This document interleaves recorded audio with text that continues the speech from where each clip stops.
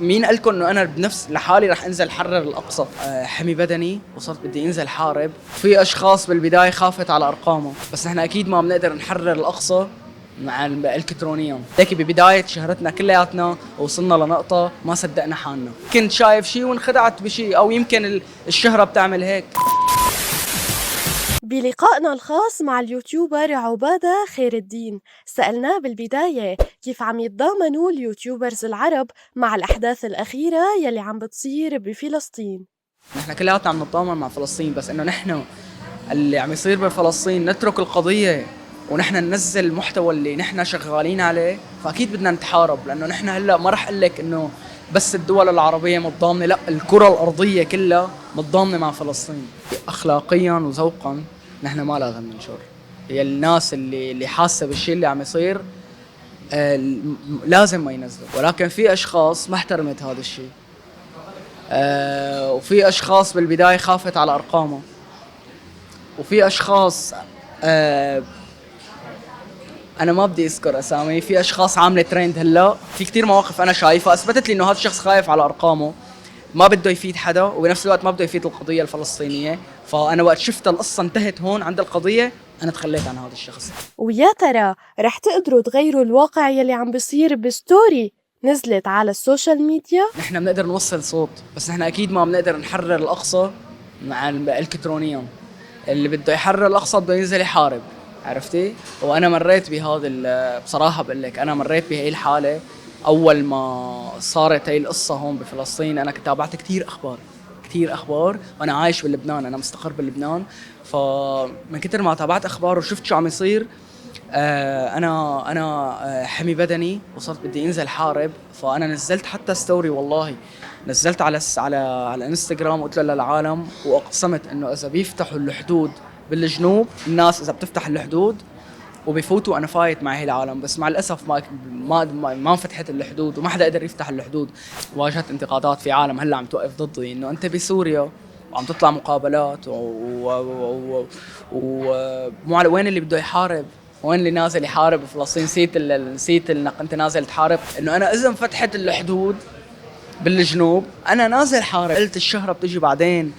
تخيلي انا تخليت عن كل شيء، وما حدا عمل هذا الشيء على السوشيال ميديا، كله متمسك بشغله ومتمسك، عرفتي؟ انا اذا كنت شهيد استشهدت، فهذا الشيء احلى بكتير. انا اذا رجعت عايش كل شيء جاي لبعدين. فالعالم انا هلا عم تنتقدني بفكره انه وين اللي نازل يحارب، وين اللي نازل انا ما بعرف شو. مين قالكم انه انا بنفس لحالي رح انزل حرر الاقصى؟ في ناس ما لها غبيه، عرفتي؟ يلي عم يعمل هذا الشيء كرمال الترند هذا مكشوف، واللي عن جد متضايق كمان الناس شايفه. وعبر كاميرا الأرضية وجه رسالة لأهل فلسطين. الله يكون معكم يا رب، والله يرحم جميع الشهداء، وقلبنا معكم. هيك اشعر بدني، دمعت عيني والله العظيم. انا زعلان ما راحت غير على هالناس اللي معتروا. وخبرنا عبادة إنه هو عتبان على الشامي بالرغم من الصداقة يلي بتجمعهم سوا. اكيد فخور بهذا الشخص، لاني انا بعرفه هذا الشخص من زمان كثير، عرفتي؟ انا فخور بالشيء اللي انا عم يعمله انا موسيقيا، لانه انا بعرف كيف كان وكيف كان يفكر ولوين كان حابب يوصل. قد ايه هذا الشخص كمان عانى. بس بنفس الوقت انا عتبي على هذا الشخص بشيء انه اخي بقول لك ما حاحكي. لا لا لا لا لا, لا. فهو رفيقك؟ هو صديق عزيز. علاقتي معه كانت هو كان من متابعيني يعني.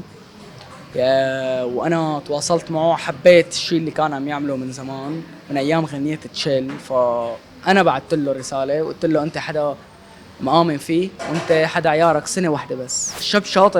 شاب شاطر وذكي وقدامه مستقبل كتير حلو. كان صديق عزيز، هلأ شو؟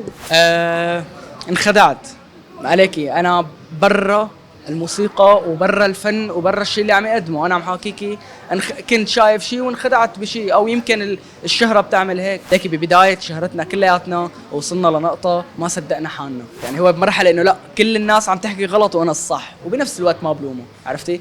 كلياتنا مرينا بهي المرحلة. بس انا يعني عرفتي علي، بس انا كنت طفل، يعني انا ما بنلام. انا وقت مريت بهي المرحلة انا كنت ولد عمري 17 18 سنة، هو ماله صغير، عرفت علي كيف؟ فممكن ينلام. وبالختام حب يوجه نصيحة للشامي. هو بيعرف قد ايه انا بعرف انه هو حدا ذكي وشاطر وله مستقبل. هو هلا عم يعمل شيء كتير حلو، وقد ايه الناس مآمنة فيه، عرفتي؟ فبيقول له الله يوفقك يا رب، وقدامك مستقبل جدا رائع، بس خفف الايجو اللي عندك هلا، بس خفف وخليك ما تنكر الشغلات اللي منيحة اللي عملتها معك العالم. ما عمول انا ممكن ما عملت شيء تمام، ولكن في اشخاص عملت معه كتير. في نقطة انت رح توصلها بحياتك رح تقول يا ريتني ما خسرتها لهي العالم. هذا اكبر غلط رح يجي يوم هو يندم عليه.